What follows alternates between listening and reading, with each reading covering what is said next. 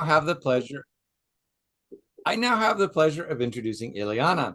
Ileana is a holistic development educator and founder of Sisu Coaching, where she works primarily with burnt out moms ready to step off the hamster wheel of overwhelm and parent from a more regulated, grounded nervous system.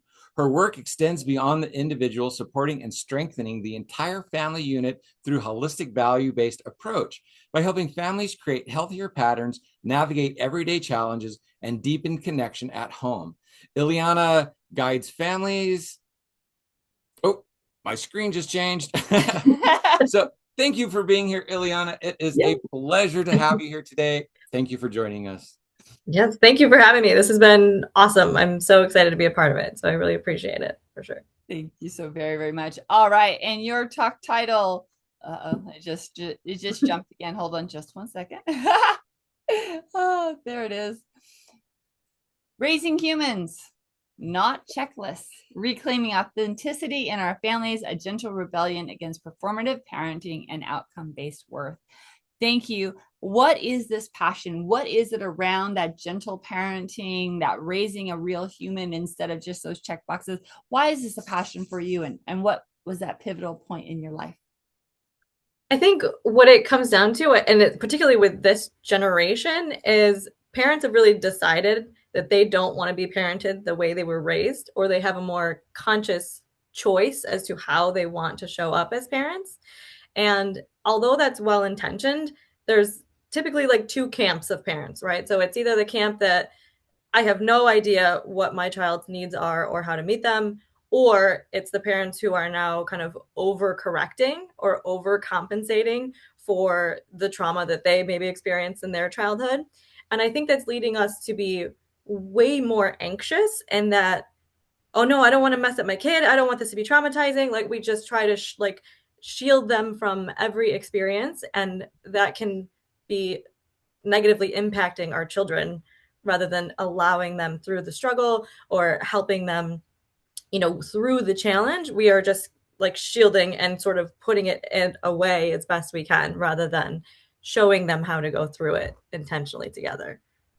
Yeah, so we're both Gen Xers. We are the first generation that both of our parents had to work. So the overcorrection after that, so the next generation, so when we became parents, it's like the things change. It's like that's when the first like helicopter parents, that word came Yep. in because it's like we were ignored. So now there's parents overcorrecting and it's like Yep. control. So all of the stuff that our society is going through is like incredibly new. We don't really have the basis for it. So again, well, that's what you're talking about. So how do we like hold on to what worked in the past that kept us as a society moving forward with what's going on now so that we can have healthier, grounded children, but also Not overdo it. not overdo it.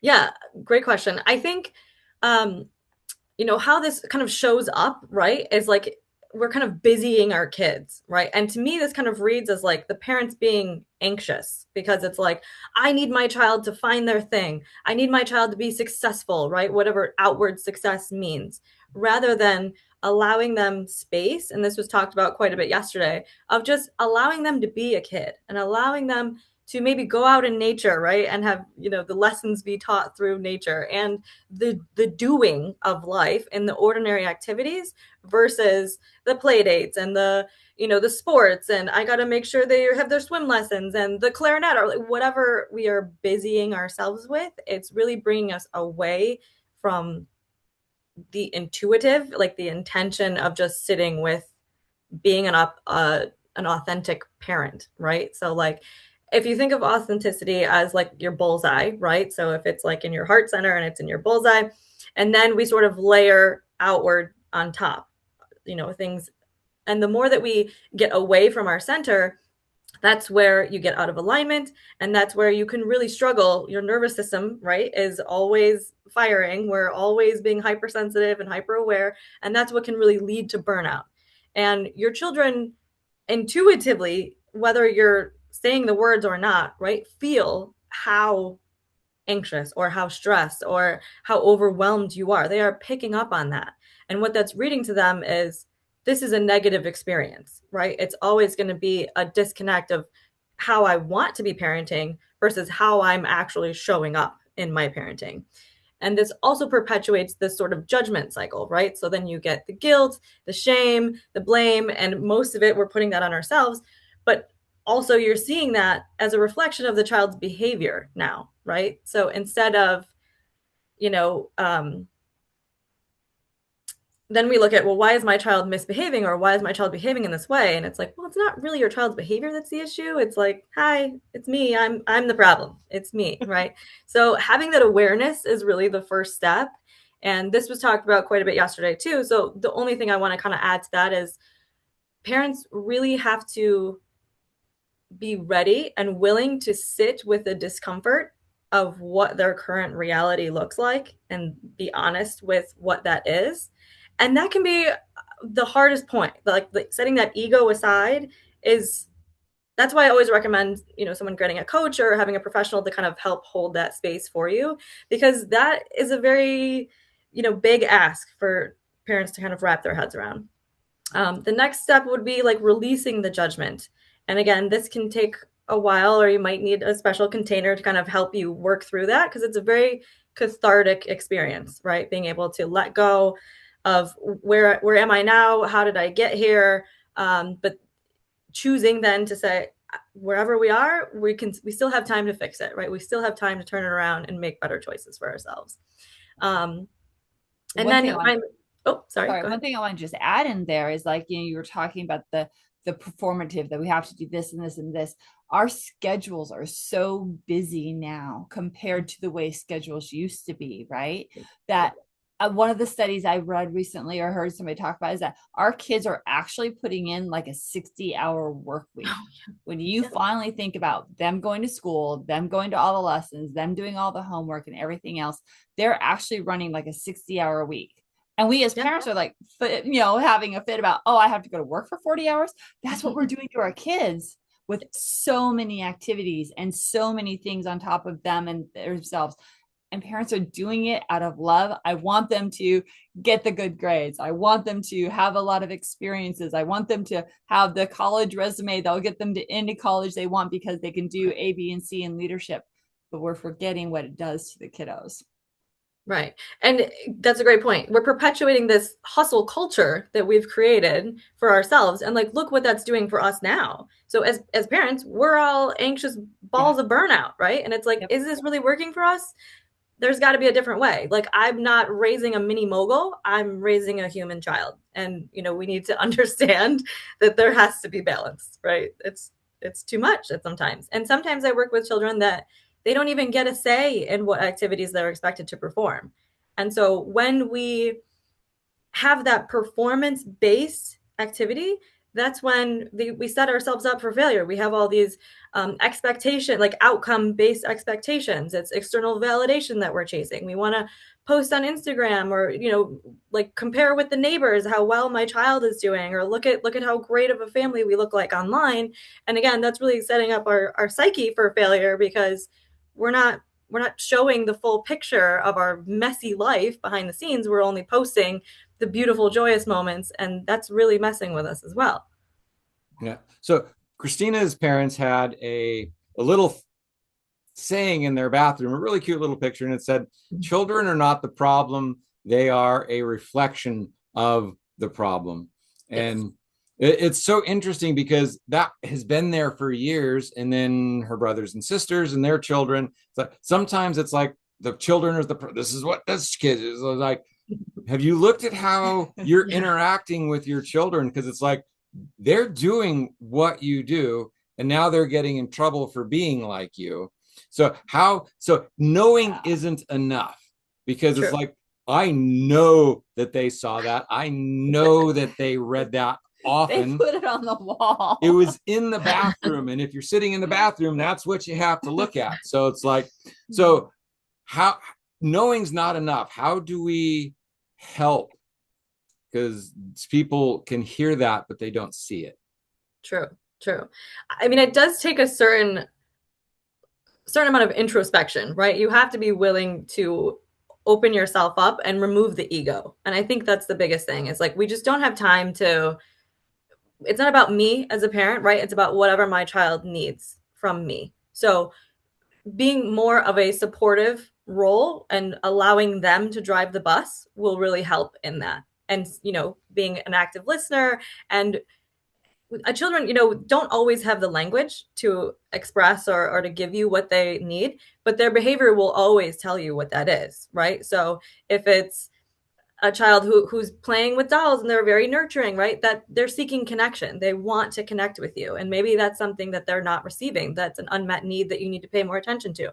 So it's really about learning the language of whatever child's behavior is exhibiting. And then you being able to say, oh, I know what that is. I know what that looks like. And how do I then pause and take an intention to connect with my child, right? And I know that was talked about in length yesterday of like the pause of not reacting, but responding appropriately. But one thing I don't think you're saying though is that the child rules the roost, right? They don't make all the rules. They don't get to choose all the activities. There are still boundaries and guidelines, but we do it in a way that helps them grow and connect with them. Is that right? Yes, absolutely. I mean, obviously children need stability and structure and all of that, needs to come from the parent. But if we're building a safe environment and we're building values, our outcome, instead of outcome based, we're building in our values, and everyone in the family is on the same page as to what those values are. That is what builds in like the capacity for them to say, oh, I know what's expected of me as a child, and I know how to express that to my parent. So for example, like there's this unspoken equation when we are parenting to outcomes, right? So if my child behaves well, I'm doing a good job. The issue with that is that we're creating this unattainable expectation for ourselves, right? Because when is that actually the baseline? Certainly not in my house. I tell you that, I promise. So when we program like this view of our child's struggle as being negative or bad or hard, it then becomes personal to us, right? And then we are taking on all of these feelings. So what we first try to do in my coaching is set our values, right? To name our values, to call them out loud. And what I work with families on, the very first thing is we create a family mission statement. And what that looks like is it's not just like be kind, right? It's explaining and defining what that actually means. So it could be something like in this household, we honor or we live with respect. And what that means is we speak to each other in a safe way, right? And this can work for any age child. And then what that also comes with is you as the parent being able to model that behavior to your child so that they know that they are just as equally as respected in the family as a unit, right? So I think that's very important, like the dynamic between children feeling, right, just as respected or just as an equal partner in the household as the parent. So no, they're not the ones making the rules, but they certainly are a contributing factor into what they want or what they choose for themselves, right? So we talked about the busy schedules and stuff and brain science. How important is it for a child to be bored? Oh my God. Thank you for this question. I love boredom so much. And anytime, I mean, my kid is not, she's not great at being bored. That's fine. This So we generation, they're find as just soon as not, they're right? They bored, just it's like, don't, they don't even know what it is, right? They don't understand the beauty of boredom.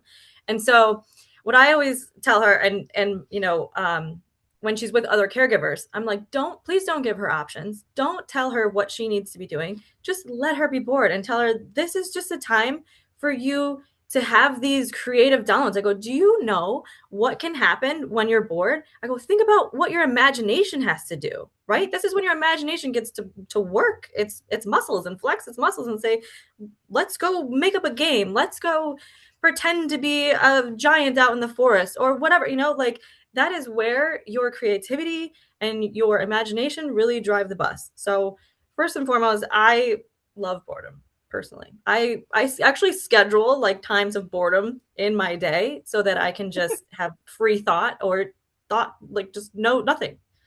So that's beautiful. I love I that. love that. And please do it for your kids. Yeah. John was talking yesterday about the Yes. neuroplasticity and how the kids changed, right? When there was a whole bunch of toys, then they all had their own thing that they were working on. But when there was only one toy, guess what? They figured out creatively how to share the toy or how to do other things instead of playing with the toy because they got bored, because they weren't constantly being stimulated. And because if they don't get bored, or it's like, oh, I'm bored, what do I do? It's like, oh, well, let's sign you up for this sport. Let's sign you up for this. And then Yeah. you're at the 60, Yeah. 70 hour going crazy week, Yeah. no downtime. And so Right. it's like boredom is a beautiful thing for children.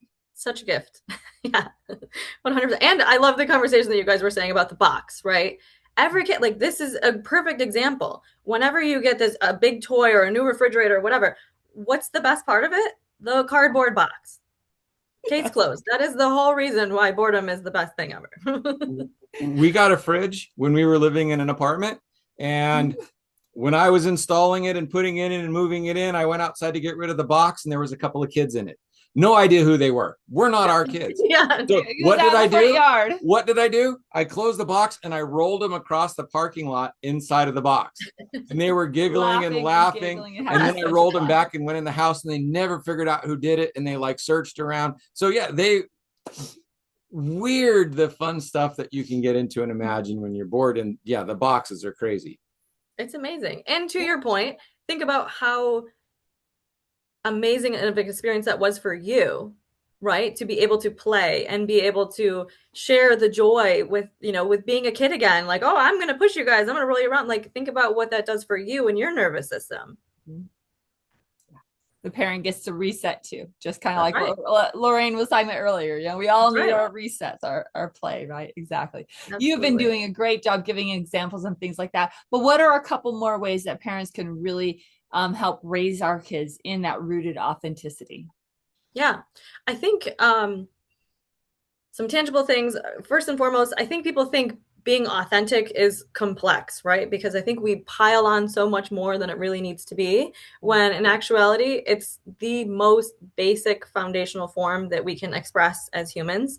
And that's why kids are so good at it, right? Because it's just them. They don't have to work to be authentic. They just are. So again, like going into play, right? Rediscovering, what do I like? What do I want to do? And I think assigning those baseline values, right, really sets the foundation for your family as to what direction or what trajectory do I say I want for us? How do I want to parent for us? And so as going back to that bullseye, right, that really allows us to come back to rediscovering what center looks like and how we can best create our household around that, if that makes any sense. It does. Yeah. And one of the maybe not. Yeah, I know. And one of the other things I also like to say with that is that lots of times it reduces the conflict in the house, because if you have those set out, you don't have to yell at your kid for doing something wrong, or you have to tell them how awful they are because they're doing it wrong. It's like, let's look at our family value. Let's look at our statement. Yep. Is your behavior matching what we said we all agreed to? Exactly. Guess what? They can't really argue with that because it's right there in front of them and they agreed to it and we've been practicing it. And so then you can just ask in curiosity, what can you do to change that and make it meet where we were, right? Yeah. So the way I explain it to my kiddo is we are all cogs in the wheel, right? Mm-hmm. And the wheel being our household. And sometimes the load is very easy, right? So when you're on top, you're just kind of coasting and everything's good. But as the wheel turns, your load might get a little heavier. And what that represents is like a great metaphor for life, is like sometimes you're going to coast and it's going to be pretty easy, but then other times life's going to get hard and you're going to need some support, right? And once we understand who is pulling most of the load and are we capable of doing so, right? Once we have the language or the foundation to communicate that to one another, we can then know how to support one another in that, right? And also having the conversation around, well, what do you think would happen if somebody wasn't pulling their fair share of that load? Like what might happen, right? And coming at it, like you said, with that curiosity and coming at it in a way that she can come to her own conclusion about what that means to her. Not only does that help her with the buy-in in terms of buying into those values herself, but also for her to be able to put in the work and do the thing that you want her to do at the end of the day, right? This also instills in her that she is an equal partner in our household, and that does allow her to have some autonomy and sovereignty with her decision making. So one of the things that you like to talk about is shifting from outcome-based into value-based. And in the same kind of thing, what you just said is like, oh, how do we get her to finish the job, or at the end of the day to create how do we make it so it's not about the end product, but about getting to there? Yeah. So again, shifting it from outcome to value-based into work-based. How do we help children get there and understand that? Yeah, I think it's more of a mindset shift than anything else, right? And like I said, once we go from judgment to curiosity, right, that really is probably the most transformational thing that I can help parents understand. Is once that happens, it changes the language, it changes how you communicate, right? It really changes the landscape of how you parent moving forward. And you know, instead of it being this performative thing of like, I need you to do XYZ, it's no. Why are we doing this? Like, what is this helping us do as a family, right? So it, like I said, it kind of changes that landscape for them. And it's teaching them skills, right? So not only are you actually physically doing the thing, but you are now understanding, right? Using your brain in a different way to link why those things are important and what is this teaching me about being a good human, right? Or about being a contributing person in our society, right? So I think it can take a while for the kids to jump on board with things, but again, it's all about the way that you are expressing it yourself, that your child will mirror back to you. Where one of the big sayings when I grew up was, it's not whether you win or lose, it's how you play the game. And then you lose the game and it's like, no, that doesn't, that. But then you see people that doesn't feel good. Yeah, but then you see people who lose badly, and that for me, it's like, oh, that's what that means. And then you see people who have so much fun playing the game, and then it doesn't matter whether they win or lose. So it's interesting how we have these old cliches and saying that now we have books trying to explain what that means. Yeah. And I think, like, to your point, it's about removing our expectations as parents as well. So yes, we were talking about setting expectations and setting values, but also removing our judgments and our expectations of who we want our child to be, right? So removing our ego and saying, I'm going to be here to support whatever version of human you want to be, and how can I best help you? Like, my job as a parent essentially is to parent myself out of the job, right? Which in what other world are we doing that, where we're like, I'm gonna retire, right? Like, I'm getting out of this job.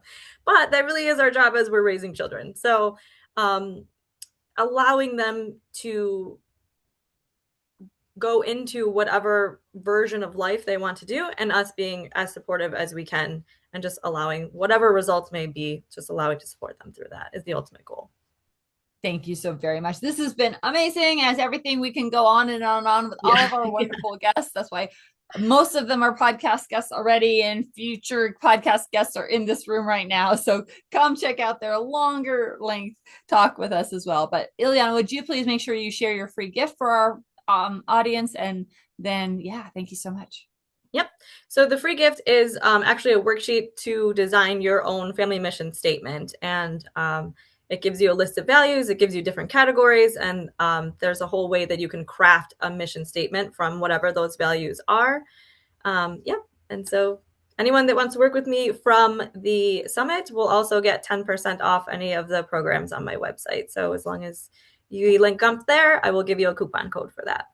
Excellent. Thank you so very, very much. Awesome. It has been wonderful talking with you, and thank you for being flexible and shifting spots like you did. I appreciate it. And I, again, apologize for that glitch, but that's okay. We're going to take a quick break, and we will be back at the top of the hour. Don't forget that yesterday, when Herb and I were talking, I introduced to you our brand new webinar that's coming out. When school isn't working, what now? Share that, please, with other families and friends who are having this trouble, the struggle, right? School isn't working. I want to do something different. I really want to help my kiddos be happy, healthy, and successful. So that link is going to be dropped again. Please share that around. And we're going to take our break and be back at the top of the hour with our next guest, Mitra. And Thanks, everybody. And be sure to sign up for our VIP gift, because one of the reasons these are short and it's like we can talk forever more is because it gives you an extra reason to reach out to our guests and to continue this conversation with them on your own. So be sure to check that out.